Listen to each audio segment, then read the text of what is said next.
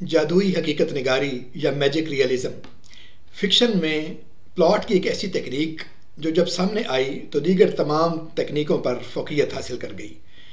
اس کی شہرت اس کے لکھنے والوں کے حوالے سے ہوئی اور دنیا بھر کے ادب پر اس کے اثرات دیکھے جا سکتے ہیں. یہ تکنیک تعریف کے اعتبار سے کیا ہے، اس کے عناصر کیا ہیں، اس کو کیسے دیگر تکنیکوں سے الگ پہچانا جا سکتا ہے، دنیا کے بڑے لکھنے والے جن کے ہاں یہ تکنیک موجود ہے وہ کون کون ہیں، اردو میں کن لکھنے والوں کے پاس اس کے کچھ عناصر موجود ہیں، اس سب پر بات کی ہے ہم نے جناب ڈاکٹر عبدالعزیز ملک سے. ویڈیو کی طرف جاتے ہیں، لیکن ویڈیو کی طرف جانے سے پہلے اگر آپ چاہیں کہ شوق کا یہ سلسلہ تعلق میں بدل جائے تو چینل سبسکرائب کر لیجیے.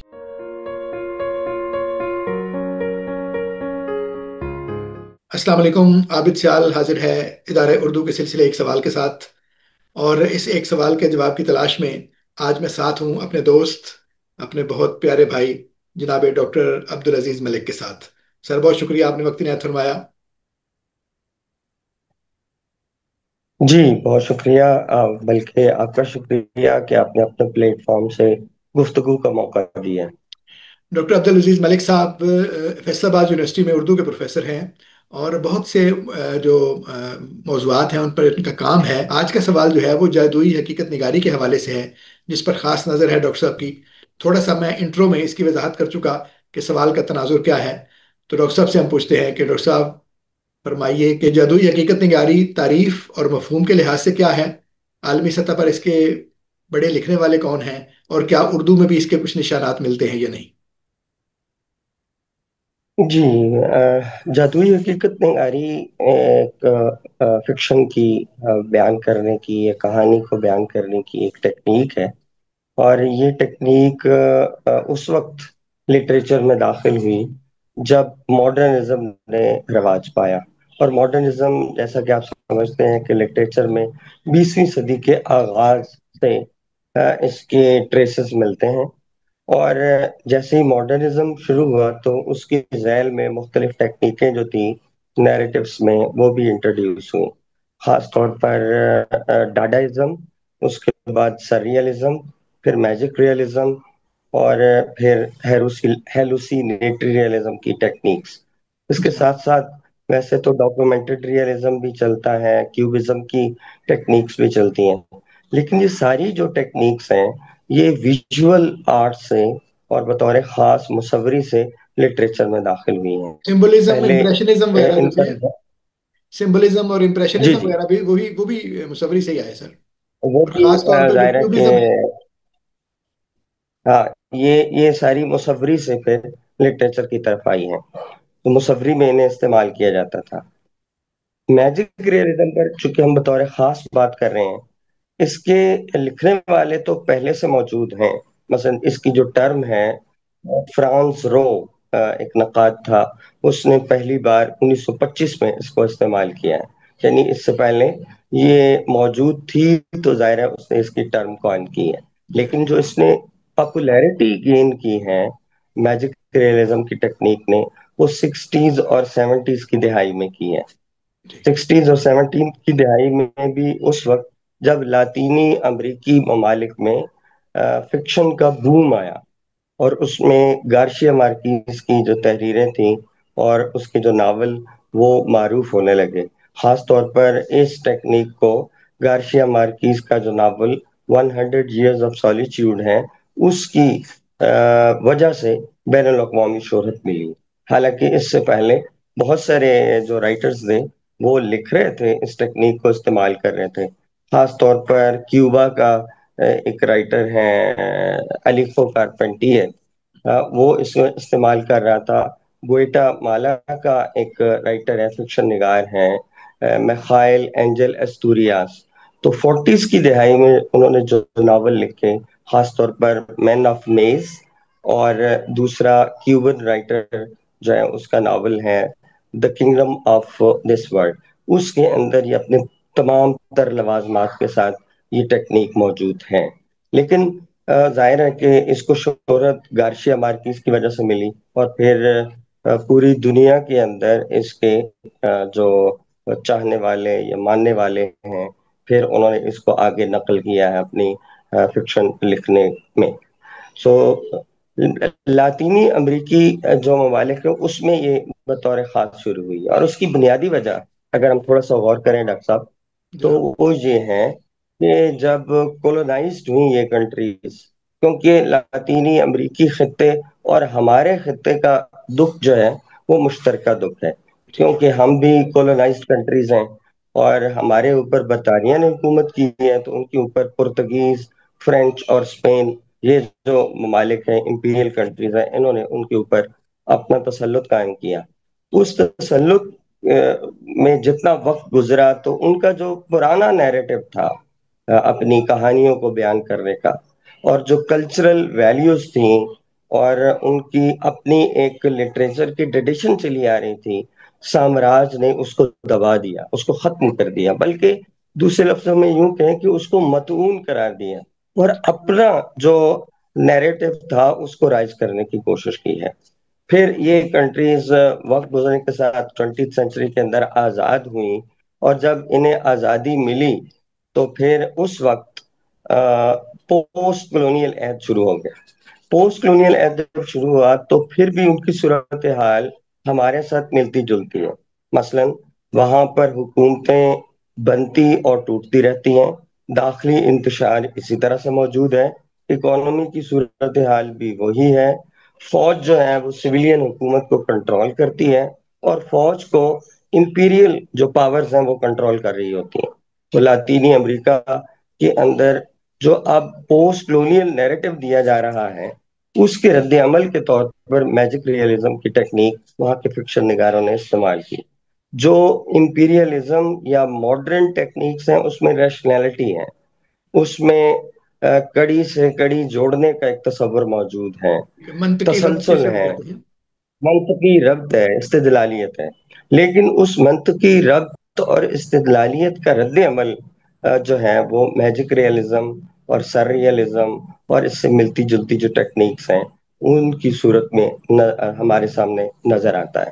اس کو، اس ٹیکنیک کو یا اس انداز کو کنسٹرکٹ کرنے کے لیے جتنے بھی فکشن نگار ہیں وہ مقامی روایت کا سہارا لیتے ہیں، ان کی متس جو کلچرل ویلیوز ہیں ان کو، اور اپنا جو نیریٹو، مقامی نیریٹو جو کہیں کھو گیا تھا، گم ہو گیا تھا کلونیل عہد کے اندر، اس کو انہوں نے از سر نو دریافت کیا ہے، اور اس کو حقیقت کے ساتھ یعنی ریالٹی کے فریم ورک کے اندر اپنی کھوئی ہوئی ثقافت کے سپر نیچرل ایلیمنٹس کو وہ بلینڈ کر کے جب کہانی بیان کرتے ہیں تو اس کو ہم میجک ریئلزم کا نام دیتے ہیں، کیسی اچھی اور بات اردو میں ہم اس کے لیے جادوئی حقیقت نگاری کا لفظ استعمال کرتے ہیں، اور کہیں کہیں کچھ ناقدین نے اسے طلسمی حقیقت نگاری کا نام بھی دیا ہے۔ ہے، کیسی اچھی وضاحت اب آپ نے کر دی۔ یعنی بالکل جی، کلیئر ہو گیا اب کہ بنیادی اگر طور پر کیا معاملہ ہے۔ اس سے پہلے کہ آپ آگے بڑھیں، جی میرے ایک چھوٹے چھوٹے دو سوالات ہیں، ان کو بھی ساتھ رکھیے گا تاکہ جب آپ بات کریں تو جی وہ اس کے ساتھ موجود ہوں۔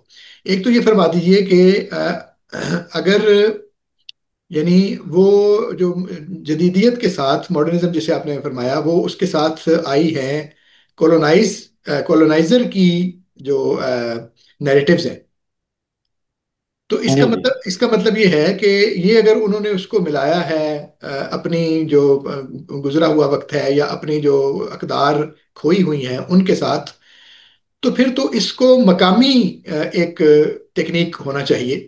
لیکن اس کے ساتھ ہی ہم یہ بھی کہہ رہے ہیں کہ یہ جو مصوری کی تحریکیں ہیں یہ ان میں سے ایک ہے، اور مصوری کی یہ جتنی بھی تحریکیں امپریشنزم وغیرہ اور کیوبزم اور یہ وہ زیادہ تر یہ یورپ سے ہیں، اور فرانس اور جی یورپ سے، یہاں سے مطلب ان کے جو ہیں وہ آغاز ہوتا ہے۔ تو ان دونوں باتوں جی میں جی کیسے ہم یعنی کریں گے ان کو آپس میں منطبق؟ یعنی کیا یہ دیکھیے، یورپ کی جو مصوری کی تحقیقیں ہیں تکنیک کے اعتبار سے ہی ان کے زیر اثر ہے، یا یہ جو اپنی مقامی روایت ہے لاطینی امریکہ کی اس کے زیر اثر ہے؟ ان دونوں باتوں میں کیسے ہم انتباق کریں گے؟ اس میں ایک بات ہمیں یہ ذہن میں رکھنی چاہیے میجک ریئلزم کے حوالے سے، جناب کہ ایک لفظ ہم استعمال کرتے ہیں ہائیبریڈ۔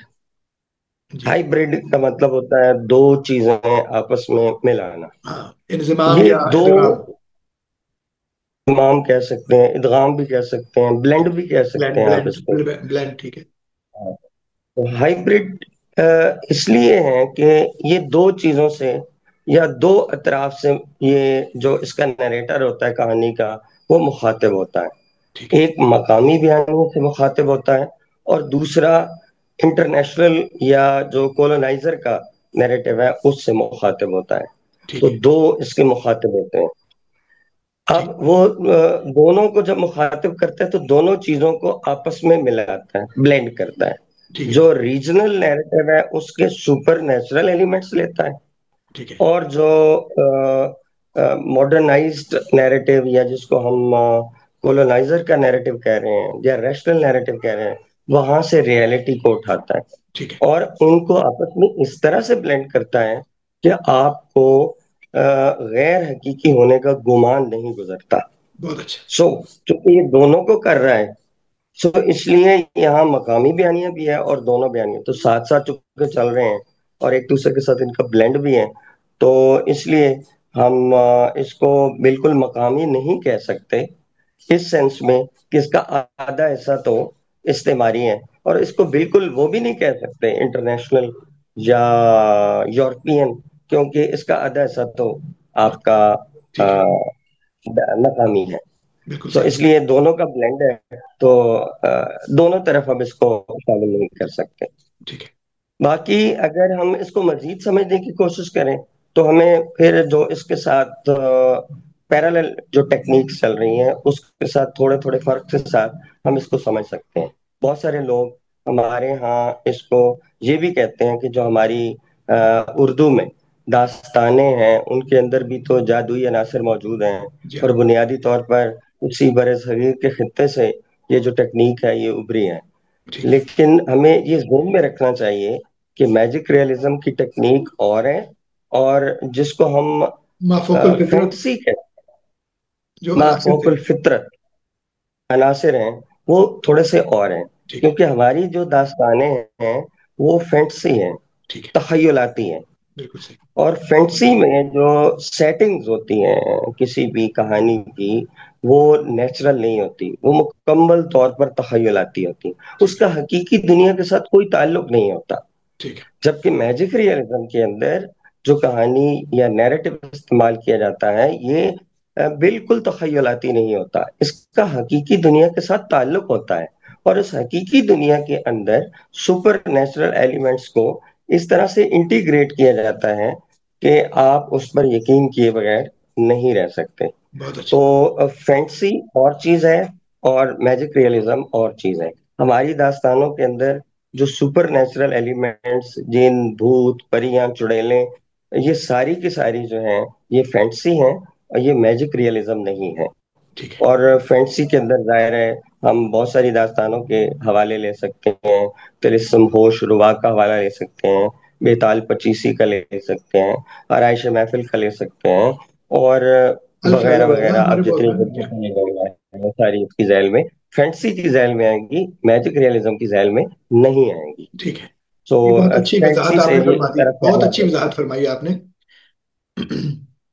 ایک چھوٹی سی بات یہ تو بھی فرمائیے گا، اب جی ایک جی ساتھ یہ بھی کہ مثلا اب جب ابھی آپ نے مارکیز کا نام لیا، اور ظاہر ہے ہم سب یہ سمجھ جانتے ہیں جو اردو ادب کے طالب علم ہیں یا ویسے ہی ادبیات کے جو طالب علم ہیں، کہ جو مارکیز ہے وہ آئیکن ہے ایک طرح سے جادوئی حقیقت نگاری کا، اور اسی سے یہ سارا ہوا. جی جی تو اس کا جو ناول ہے ابھی جو آپ نے فرمایا 100 ایئرز آف سولیچیوڈ یا تنہائی کے 100 سال کے نام سے، جس کا ترجمہ بھی اردو میں ہوا، تو ایک جی دو جی چھوٹے چھوٹے ایلیمنٹس ہمیں بتا دیجئے طالب علموں کے سمجھنے کے لیے، کہ مثلا کون سی وہ حقیقت بیان کرتا ہے اور اس کے ساتھ کون سی ماورائے حقیقت ہے جس کو وہ بلینڈ جی کرتا جی ہے، تو اس عمل کو ہم کہیں گے کہ یہ میجک ریئلزم ہو گیا ہے.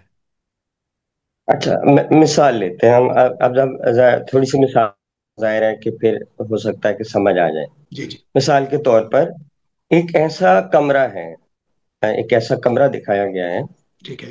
کہ جس کے اندر ہمیشہ موسم بہار رہتا ہے، ٹھیک ہے. یعنی جب بھی آپ اس کے اندر داخل ہوں گے تو ایک ہی موسم ہوگا، یا اسی طرح اگر بارش برسنا شروع ہوتی ہے تو ویسے جو حقیقی دنیا ہے اس میں بارش برسے تو زیادہ سے زیادہ کچھ گھنٹے برسے گی، یا 2 دن لگاتار ہوتی رہے گی، 3 دن ہوتی رہے گی، لیکن اگر یہی بارش 4 ماہ 6 دن اور 25 دن ہوتی رہے، 4 ماہ 6 دن 25 یا 24 گھنٹے ہوتی رہے، تو یہ حقیقی تو نہیں ہے، ہاں ٹھیک ہے، یہ تو حقیقی ہے، نہیں ہاں ہے، بالکل صحیح، لیکن بالکل صحیح، بالکل لیکن صحیح، جب یہ سیٹنگ میں آئے گا اس ناول کے اندر، تو پڑھنے والا یوں ہی سمجھے گا کہ جیسے یہ حقیقی طور پر ہو ہوا رہی ہے، ہے، تو اس کو ہم میجک ریئلزم کہیں گے۔ بہت اچھا، بہت اچھا، اسی طرح بہار کا موسم اگر کسی ناول کے اندر پورا سال رہتا ہے تو یہ ہے۔ پھر کچھ کلچرل میتھس ہوتی ہیں، ان کے اوپر لوگ اس طرح سے یقین کرتے ہیں کہ جیسے یہ واقعی ہی سچ ہے۔ مثال کے طور پر لاطینی امریکہ کے اندر یا یورپ کے اندر جب ہم تہذیبوں کا مطالعہ کرتے ہیں تو وہاں 3 بڑی تہذیبیں ہیں، بالکل اسی طرح جیسے ہمارے ہاں میسوپوٹیمیا کی تہذیب ہے مشرق میں، یا ایجپشن ہے، یا گریک ہے، یا انڈس سویلائزیشن ہے، تو وہ ان کے یہاں مایا سویلائزیشن ہے، انکا سویلائزیشن ہے، ایزیٹک سویلائزیشن ہے، جو کہ کولونائزر کے آنے کے بعد اس کی جتنی بھی روایت تھی اس کو طے ٹیک کر دیا گیا، اس کو ختم کر دیا گیا۔ تو اس کے اندر ایک مت موجود ہے کہ آپ اگر اپنی قریبی ترین کسی رشتہ دار کے ساتھ شادی کریں گے تو اس سے جو بچہ پیدا ہوگا اس کے پیچھے ایک چھوٹی سی دم ہوگی۔ اچھا، تو مارکیز کے ایک ناول کے اندر ارلیانو گوئندا یا گوئندا اس کا نام ہے، وہ شادی ارسا کے ساتھ کرتا ہے، اور جو ارسا کی ماں ہے وہ نہیں چاہتی کہ یہ شخص میری بیٹی کے ساتھ جنسی ہم انٹرکورس کریں، تاکہ اس سے جو پیدا ہونے والا بچہ ہو اس کے پیچھے دم نہ ہو، کیونکہ اس سے پہلے وہ بتاتی ہے کہ اس سے پہلے بھی کچھ سال ایسا ہوا تھا کہ کسی شخص نے شادی کی تھی تو اس کے پیچھے جو بچہ پیدا ہوا تھا تو اس کے پیچھے ایک ہڈی سی نکلی ہوئی تھی، اور اس ہڈی کے اینڈ پر بال بھی تھے۔ تو وہ 42 سال وہ بچہ زندہ رہا، لیکن اس سے کسی نے اور اس نے کسی سے بات نہیں کی۔ سو اس مت کے تحت وہ پھر اس کا مکمل انتظام کرتی ہے، اور ایک چمڑے کا ایک جسے ہم کہتے ہیں کہ انڈر ویئر یا کچھا بنواتی ہے، اور وہ کس کے اس کے اوپر باندھ دیتی ہے تاکہ یہ جنسی عمل سے نہ گزرے۔ اب یہ ایک کلچرل مت ہے، اور اس کو جس طرح سے مارکیز نے اپنے اس کہانی کے اندر استعمال کیا ہے، اس سے وہ بالکل محسوس نہیں ہوتا کہ یہ کوئی ان نیچرل چیز ہے۔ سو اس نے اس ناول کے اندر اس طرح کی اور بہت ساری مثالیں ہیں جو ہمیں مل جاتی ہیں۔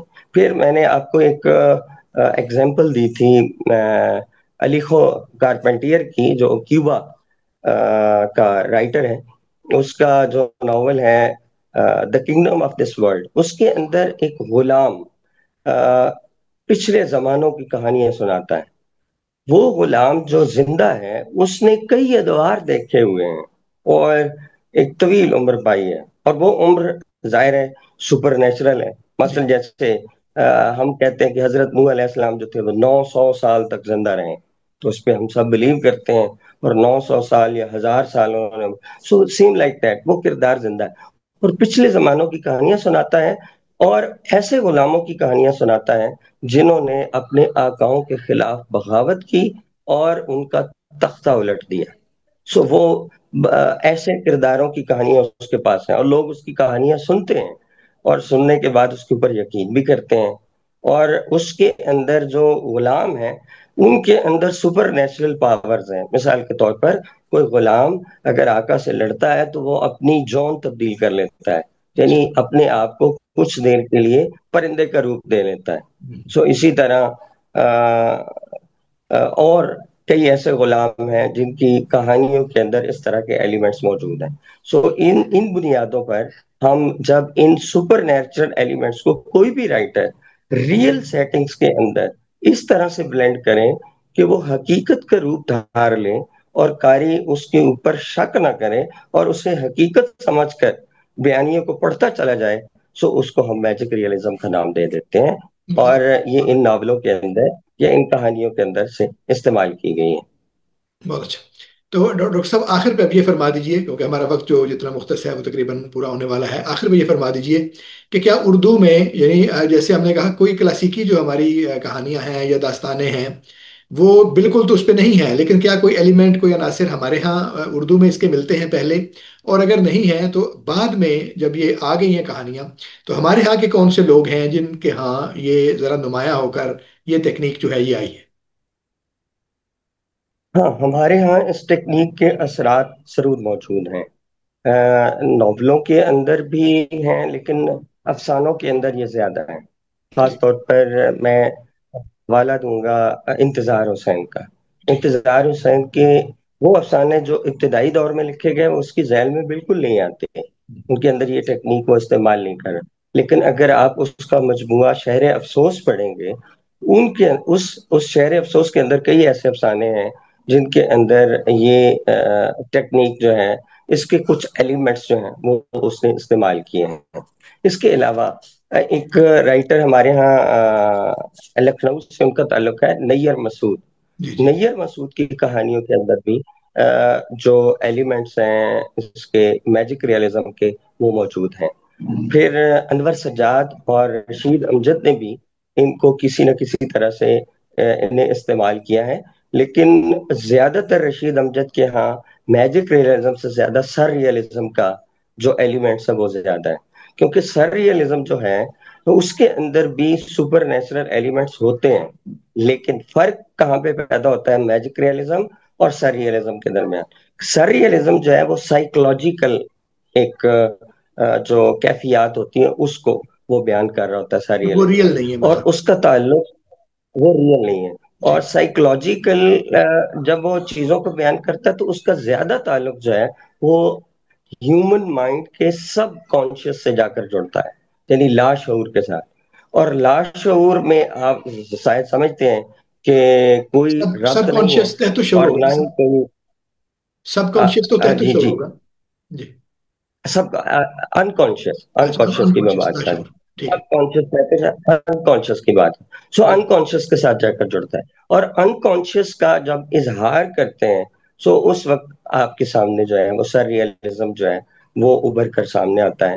اس میں خواب کی کیفیات ہو سکتی ہیں، کیونکہ خواب کا تعلق بھی انسان کے انکانشیس کے ساتھ جڑا ہوا ہے، بالکل اور ٹھیک۔ جس طرح سے خواب کے اندر چیزیں ٹکڑے ٹکڑے ہو کر اور اپنی اصل شکل میں موجود نہیں ہوتی، اور ان کا تعلق نیچر کے ساتھ بھی نہیں ہوتا، جب ہم خواب سے بیدار ہوتے ہیں تو اوہ یار یہ تو خواب تھا، حقیقت میں جب آتے ہیں۔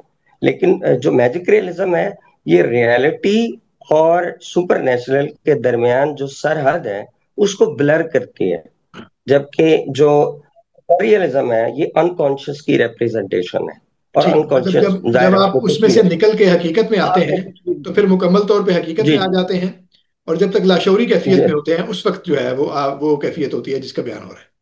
بہت اچھا۔ جس کا بیان ہو اس کو ہم بہت ساری ریئلسٹ کہیں گے۔ مثال کے طور پر آپ نے اگر شمس الرحمن فاروقی کا ناولٹ پڑھا ہو، جس کے اندر ایک قبض زماں۔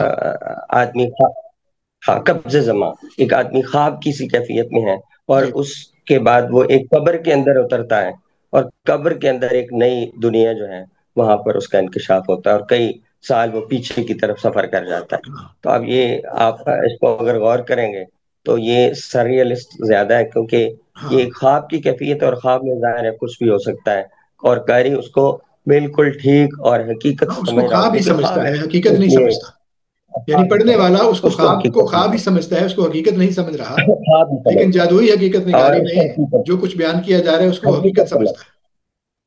حقیقت سمجھتا ہے، بہت یہاں سے جو ہے وہ ڈفرنس کریٹ ہو جاتا ہے۔ بہت اچھا۔ یہاں جو ہے ریالٹی اور ان نیچرل ایلیمنٹس یہ ایک دوسرے کے ساتھ بلینڈ ہو رہے ہیں، جبکہ سر ریئلزم کے اندر جکسٹا پوز کی کیفیت ہے۔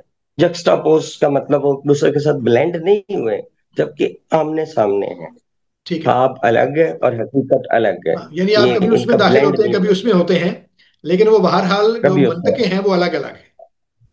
الگ الگ ہے۔ بہت سو اچھا۔ یہ سرریلزم یہاں سے ڈفرینشیشن اس کی ہو جاتی ہے اس ٹیکنیک سے، سو ہم آسانی کے ساتھ اس کو الگ کر سکتے ہیں۔ یہی وجہ ہے کہ میں کہہ رہا ہوں کہ رشید امجد کے ہاں میجک ریئلزم کے کچھ ایلیمنٹس ہیں، لیکن زیادہ تر ان کے ہاں سرریلزم پایا جاتا ہے۔ اسی طرح انور سجاد ہیں، تو انور سجاد کے ہاں بھی سرریلزم زیادہ ہے، جی۔ اور ہمارے ہاں جو نئے رائٹر ہیں یہ مرزا اطہر بیگ صاحب، جی ہاں، ان کے افسانوں اور ناولوں میں بھی سرریلزم موجود ہے، اور جو حسن کی صورتحال ہے اگر آپ اس کو پڑھیں گے تو اس نے سرریلزم کا تجربہ کرنے کی کوشش کی ہے، وہ اس میں ظاہر ہے کہ وہ، اور دوسرا جو ہے اس میں میٹا فکشن کا اس نے استعمال کر کے ڈاکٹر ایک صاحب تجربہ کرنے کی کوشش کی ہے۔ یہ یہ ٹھیک ایک ہے، الگ بحث ہے کہ جی وہ جی کامیاب ہوا ہے یہ نہیں ہوا۔ بہرحال یہ اردو میں ہم اس طرح کی بہت ساری مثالیں جو ہیں وہ تلاش کر سکتے ہیں۔ کچھ ایلیمنٹس ہمیں اختر رضا سلیمی کا جو پہلا ناول ہے جاگے ہیں جاگے خواب میں، ہیں خواب میں، جی ہاں، اس کے اندر بھی نظر آتی ہے، ٹھیک ہے، تو بہت شکریہ۔ اردو کے اندر یہ ہم صورتحال موجود ہے۔ جی بہت شکریہ۔ الگ سے جو ہے ہم سر ریئلزم پر بھی آپ سے الگ سے بات کریں گے، اور تھوڑی تفصیل کے ساتھ اس کے ساتھ کریں گے، اور اسی طرح جو باقی تکنیکیں ہیں ان پر بھی بات کریں گے آپ سے بہت وضاحت کے ساتھ، اور الگ الگ نکتہ کر کے۔ اور اس سے پہلے سچی بات یہ ہے، یہ میری طرف سے اعتراف ہے کہ میں نے پڑھا اس پر، جی جی دیکھا بھی، کچھ لوگوں سے گفتگو بھی کی، سنا بھی، لیکن جس کلیئرٹی کے ساتھ، ہوں، جس وضاحت کے ساتھ آپ نے فرمایا ہے اور جتنی سمجھ آئی ہے، اس سے پہلے کم از کم مجھے اس کی سمجھ نہیں تھی۔ تو میں شکر گزار ہوں کہ آپ نے وقت عنایت فرمایا اور اتنی توجہ اور اتنی جو وضاحت کے ساتھ اس نقطے پر روشنی ڈالی۔ تو امید ہے کہ ہمارے دوستوں کو اس موضوع پر کی گئی یہ باتیں پسند آئی ہوں گی۔